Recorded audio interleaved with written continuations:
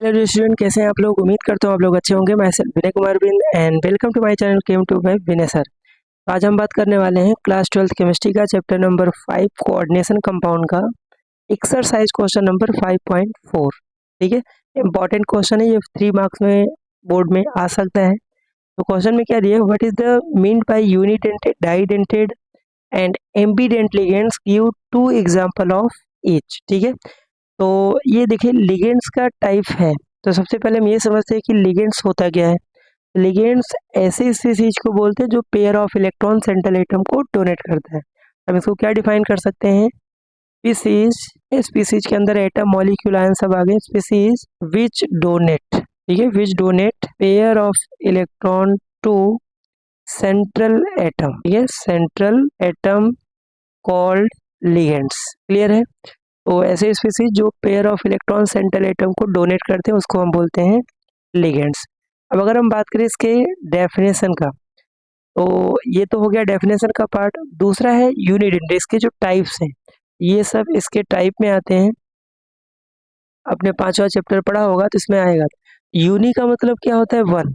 ठीक है, तो ऐसे लिगेंड जो one pair of electron donate करें, ठीक है, उसको हम बोलते हैं यूनिडेंट। ठीक है, तो हम ऐसा लिख सकते हैं, donate one pair of electron, one pair of electron to central atom. ठीक है, सबसे मेन पार्ट यही है। अगर आपको पूछे यूनिडेंटेड लिगेंड्स क्या होते हैं, ligands which donate one pair of electron to central atom called unidentate. सबसे मेन चीज है इसके एग्जाम्पल।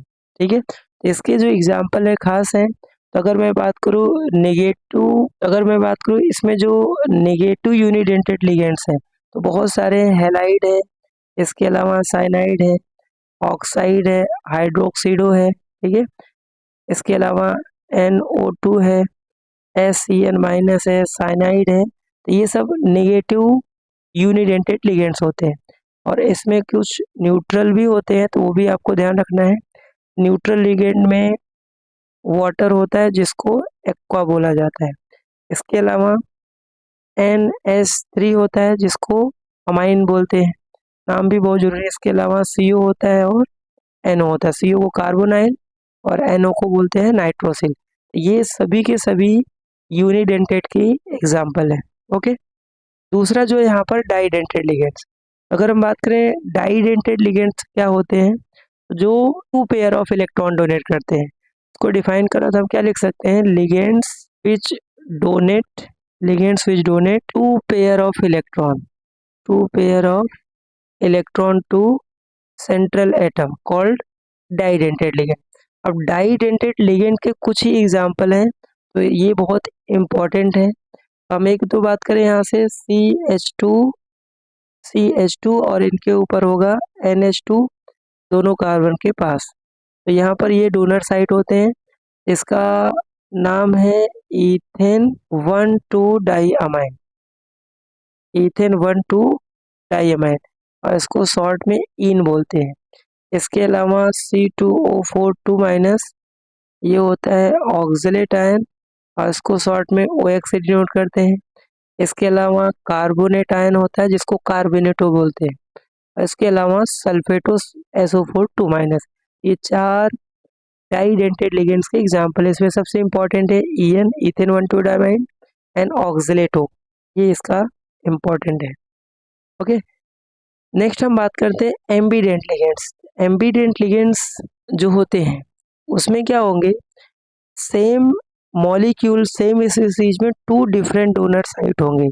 हम क्या लिख सकते हैं, इसको डेफिनेशन लिख सकते हैं, ligands which have two different donor site, two different donor site in a same species. ऐसे लिगेंड्स जिसमें टू डिफरेंट डोनर साइट हो सेम स्पीसीज में, तो ऐसे एग्जाम्पल इसको क्या बोलते हैं, एम्बीडेंट लिगेंड।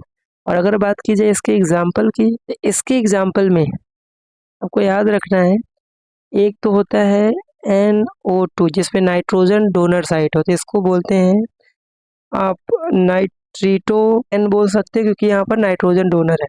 और अगर यहीं पर ऑक्सीजन डोनर साइट हुआ, इसको बोलते हैं नाइट्रीटो O। एक तो ये एग्जाम्पल हुआ। इसके अलावा SCN होता है जिसमें अगर ये इसमें अगर सल्फर डोनेट हो रहा है तो इसको बोलते हैं थायोसाइनेटो एस, और अगर यहीं पर NCS नाइट्रोजन डोनर है इसको बोलते हैं थायोसाइनेटो एन। इसके अलावा CN जो होता है वो भी होता है NC। कार्बन देगा तो उसको साइनाइडो बोलेंगे C, और अगर नाइट्रोजन देगा तो साइनाइडो N बोलेंगे। ओके, ये 3 एग्जाम्पल हैं एम्बिडेंट लिगेंड्स की, इनको आप याद करके जाइए। मैंने तो कई सारे एग्जाम्पल दिए, आपको एटलीस्ट अगर थ्योरी में आएगा 1-2 एग्जाम्पल फिक्स आप याद करके जाए, क्योंकि ये नॉमेनक्लेचर से रिलेटेड है। अगर ये स्ट्रांग रहेगा, इस चैप्टर का सबसे इम्पॉर्टेंट चीज़ है लिगेंड, क्योंकि वो आइसोमरिज्म में यूज होगा, है ना, BBT में यूज होगा, CFT में भी आएंगे।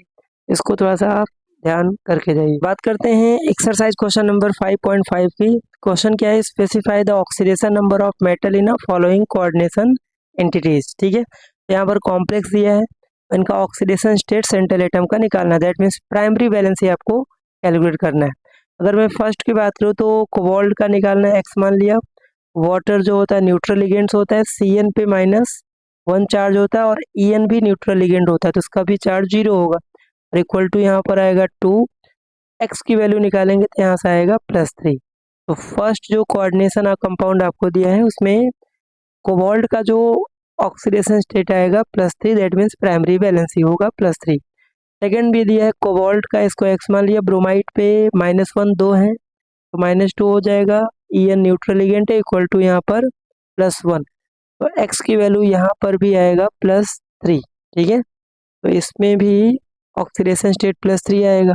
अगर हम बात करें थर्ड में, प्लेटिनम का ऑक्सीडेशन स्टेट निकालना है, X मान लिया। Cl पे -1 होता है, 4 है, और इक्वल टू यहाँ से -2, X की वैल्यू यहाँ से आ जाएगा +2, तो प्लेटिनम का ऑक्सीडेशन स्टेट +2 आएगा।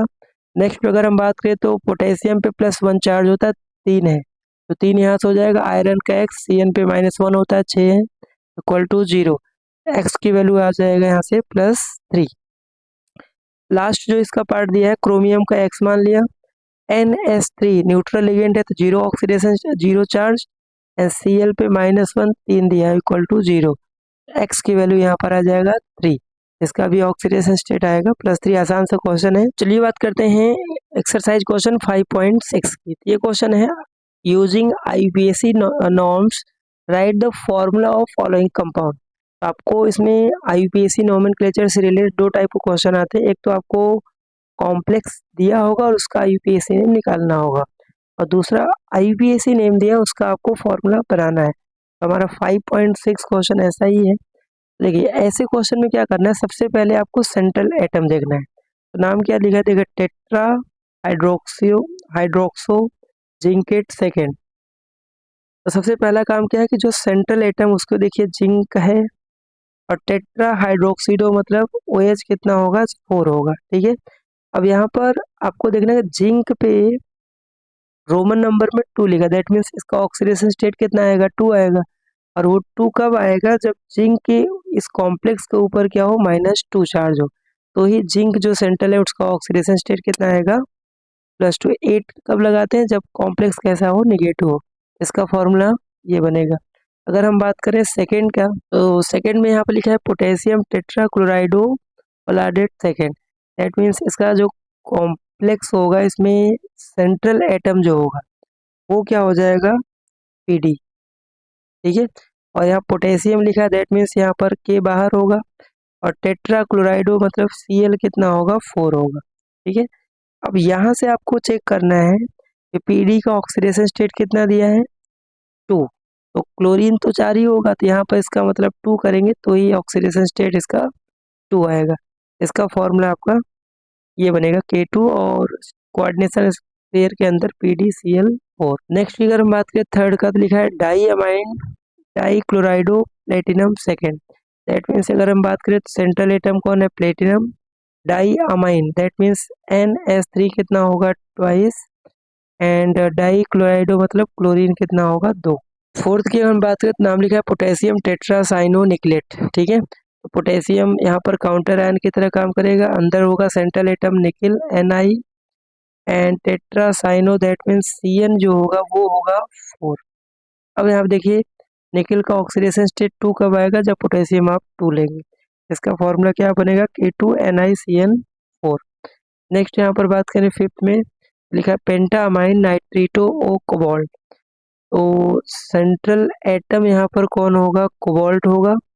पेंटामाइन दैट मीन्स NS3 जो होगा वो होगा 5, और नाइट्रीटो O लिखा है दैट मीन्स यहाँ पर ONO होगा, है ना।